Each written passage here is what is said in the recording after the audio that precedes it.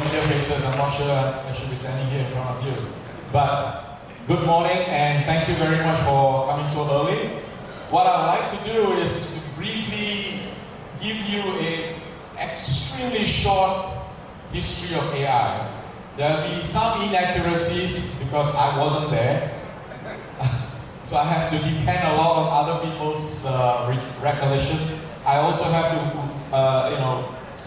read up stuff on Wikipedia and stuff like that. So I have to do the best I can. So please bear with me. I hope this will be useful for you. So let's go back to sometime in 1948. Anybody who was born in 1948 sitting in this audience? Well, there's nobody. Okay, so I can say anything I want. Let me just play this video. It's about 2 minutes.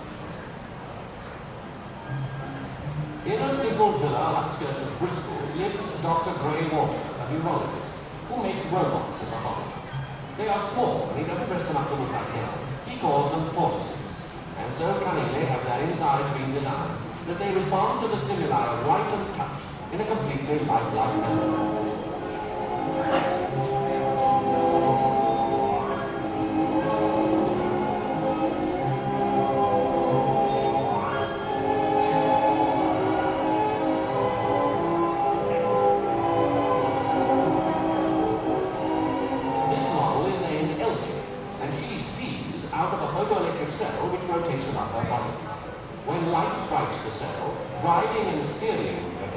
Sends her hurrying towards it. If she brushes against any object in her path, contacts are operated that turn the steering away, and so automatically she takes avoiding it.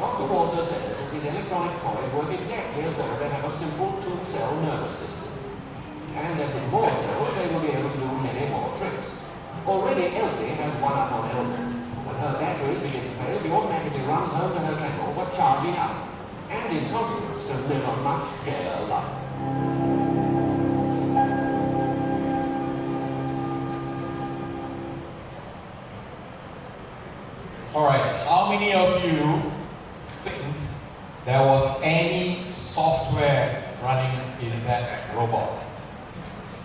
Anybody thinking there is software in that robot? Raise your hands.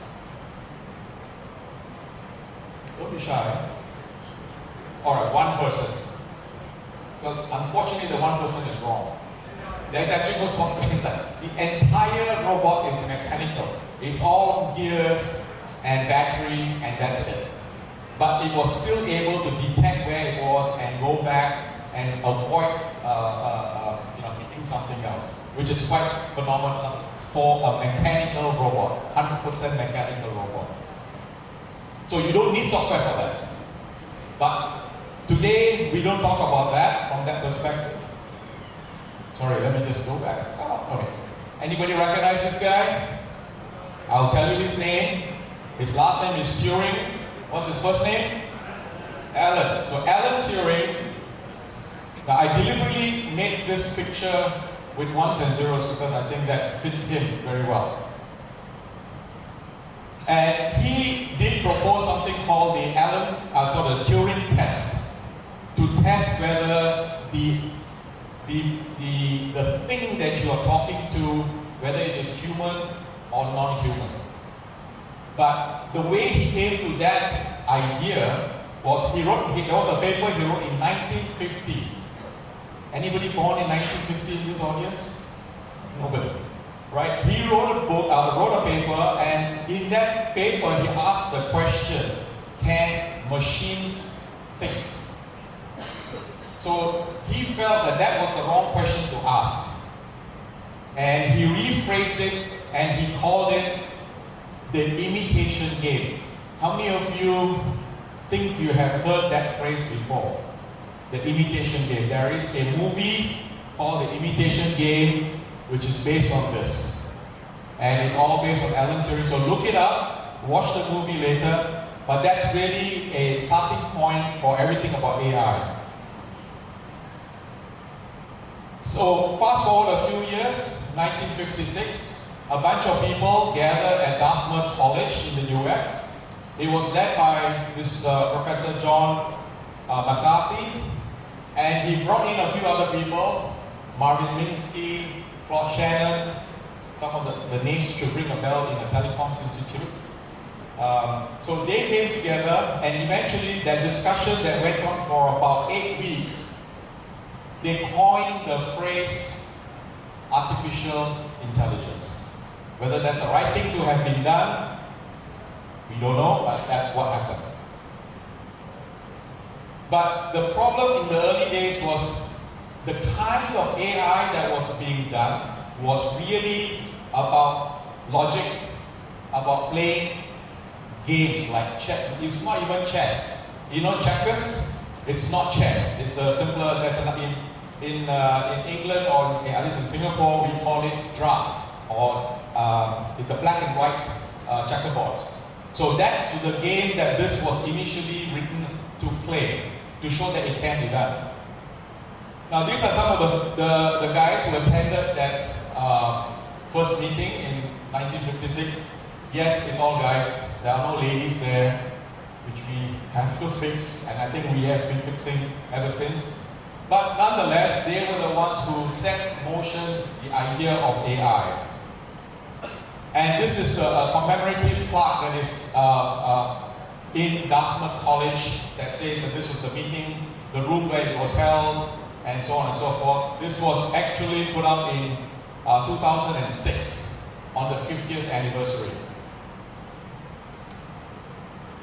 So what happened after that was the idea of a perceptron. The perceptron was actually an algorithm that was running in a piece of, in an IBM mainframe computer, the IBM 704. And basically what it was trying to do is to simulate how neurons work in software. And the researchers decided that they have to do something more than software. They decided to build a piece of hardware that actually implements the neurons. And that was called the Mark I perceptron, and I'll show you a picture shortly.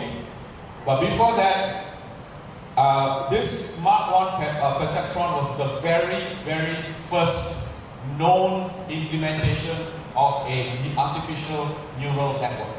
We don't know anything else, but this is the only thing that we are aware of. Now, you may have heard of the term AI winter. AI winter basically suggests that all the work that was done suddenly becomes undoable to continue because either there was lack of funding, no more interest, so the entire interest just goes down. In the curve, you can see it just falling off. So it was called first AI winter because this was actually a very difficult thing to do. It was not progressing as fast as we would like it to be. So, this was the very first Mark I perceptron, which is physically located right now at the Smithsonian Museum. But if you look at the size, it's probably the size of this entire projector. And this is just one neuron.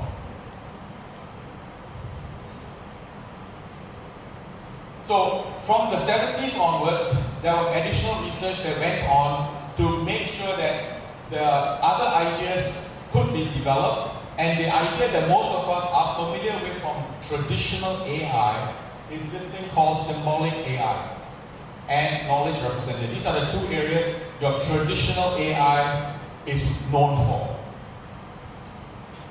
That evolved into expert systems.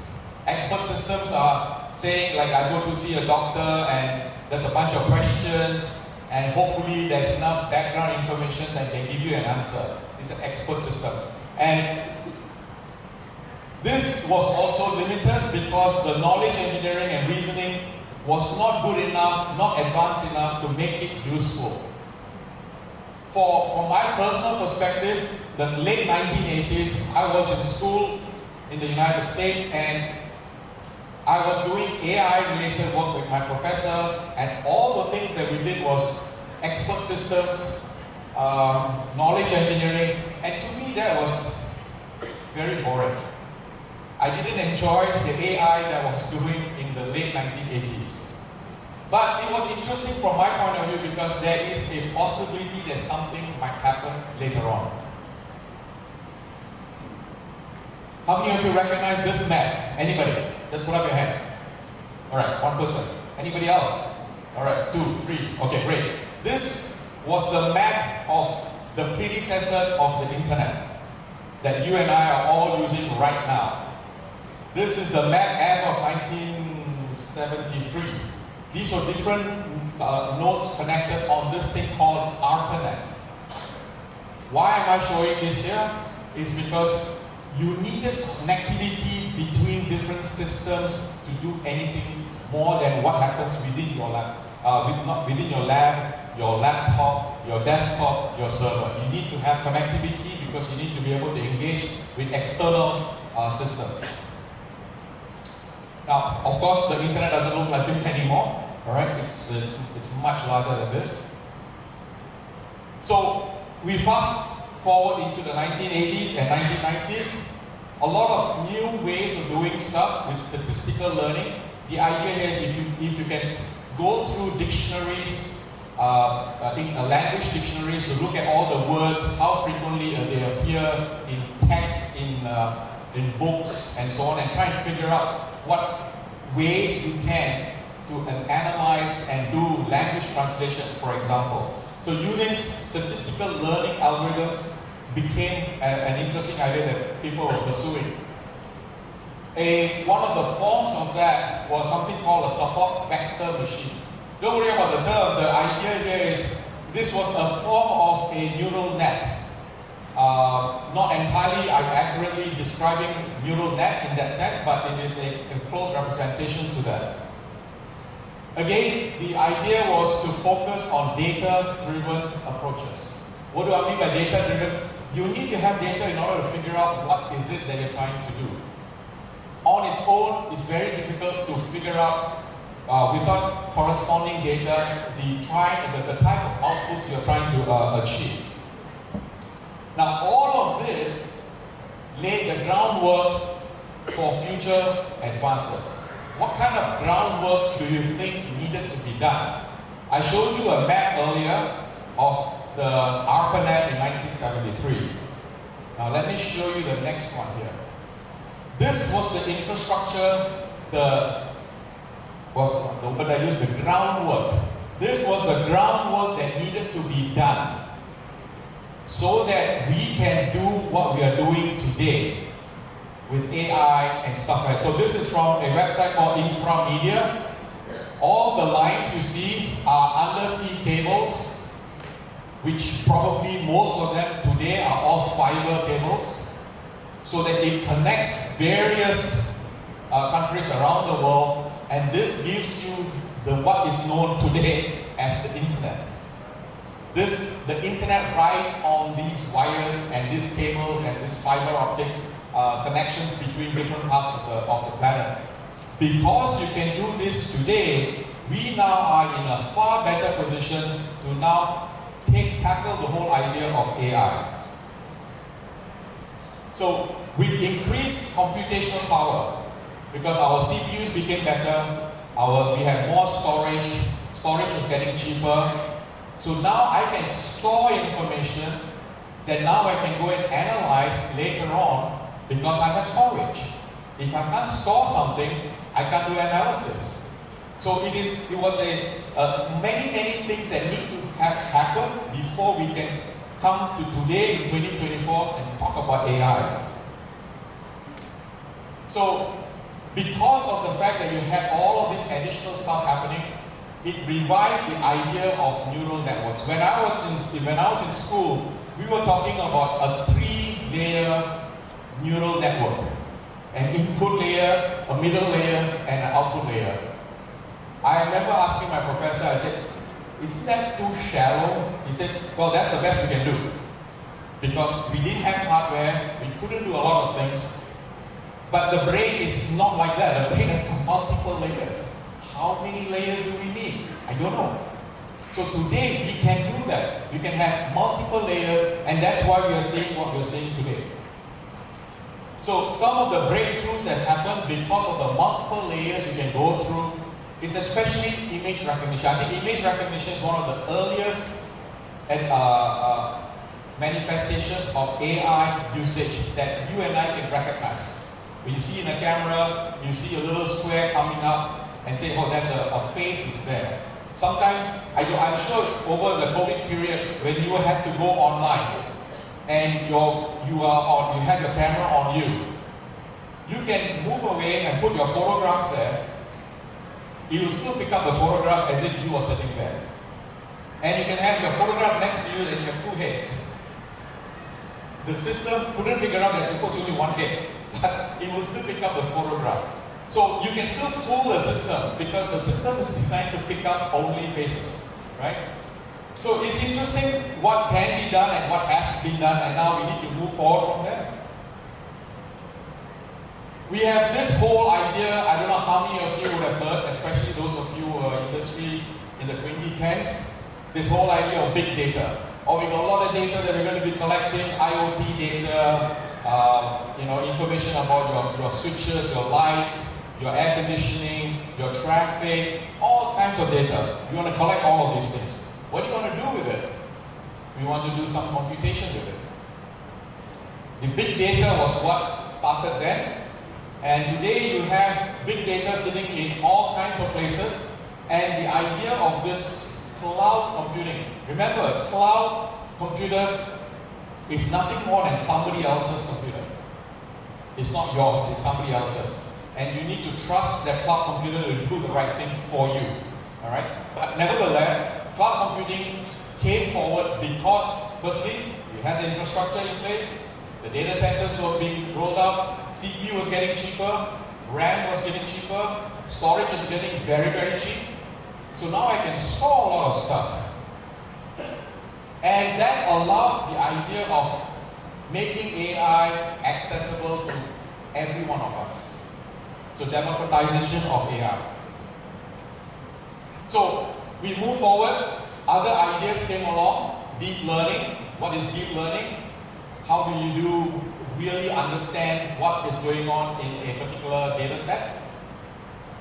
These are applications that are currently being used in self-driving cars. It may work 99% of the time, but that 1% of time it doesn't work, it kills somebody, we have a problem. But yes, let's try, let's learn, let's figure out how to do this even better. The last bullet point is about ethical considerations for AI. As you have all of these data that you accumulate, what do you do with these things? What are the kind of uses are you going to use it for? What use cases will there be? Are you doing it fairly? Are you biased in terms of the analysis? What is it? We need to address these things today, because if we don't do it, it is going to be very difficult to go fix it later. Now, this nice picture, I wanted to show you some colors. So let's go to the next one. So we have all of this stuff driven based on the usage of open source technology. None of whatever I spoke about could have happened if the code was not available for people to test out, to try, to share, to improve, to break it, to fix it, and make it even better. Open source has driven the way. And so two of the more popular ones for AI usage, PyTorch and TensorFlow, there are a lot more. I just highlighted two, mainly because I like the logos. So logos are kind of pretty, so I decided to put the logos up there. But the thing is, this is what is driving innovation across the industry. The likes of the various cloud service providers who are creating their own AI solutions could not have done any of this if it's not for open source software. It's impossible to do. So we move forward to, again, this decade, the 2020s. We have, in today's context, the idea of a foundational model. The speaker earlier was talking about foundational models, LLMs, and so on. That's great, because now we have the opportunity to take a lot of data, billions and billions of words, images, audio, video, and to do something with it. What is the something to make it useful for you to make analysis so that you can act on it for some other use case? I wanted to highlight a few things that has happened in the last maybe 3 years, 2 to 3 years. When you have many models, foundational models, whether it's a large language model, a small language model, SLM or LLM, I don't care which one it is, you're not restricted to only using one. You can use many. If I'm going to use many of this at the same time, how would I do that? So there is this concept called mixture of experts. So you have a piece of software that runs in front of a bunch of language models, foundation models, and this front end will decide which of these to send the data to. Your queries, your prompts, and so on. Now, this allows you to have a very, very useful and powerful way to do AI-related work from a generative AI perspective. And because, again, to me, open source is the bottom line for everything. There is an open MOE project that has been done, and you're welcome to participate and contribute to how do you do the front end so that you can now talk to language models that are open source at the back end. Now, again, the speaker earlier talked about retrieval augmented generation. I think this is a great idea. This is really what a lot of us require. If I can have a language model that then reads my data in my own environment, I don't want to send it to the cloud, I want to only have it in my environment, maybe my laptop, maybe my server in my organization or in my local area network or at home. I want to now let it search my email, my PDFs, my spreadsheets. I don't care what I have. I want you to read that, and then when I ask this language model something, it should be able to give me an answer. Now that to me makes a lot of sense from a generative AI perspective for you and I to use. So the RAG is a great way to do that. Again, other things that we need to also do today, things like testing of AI solutions.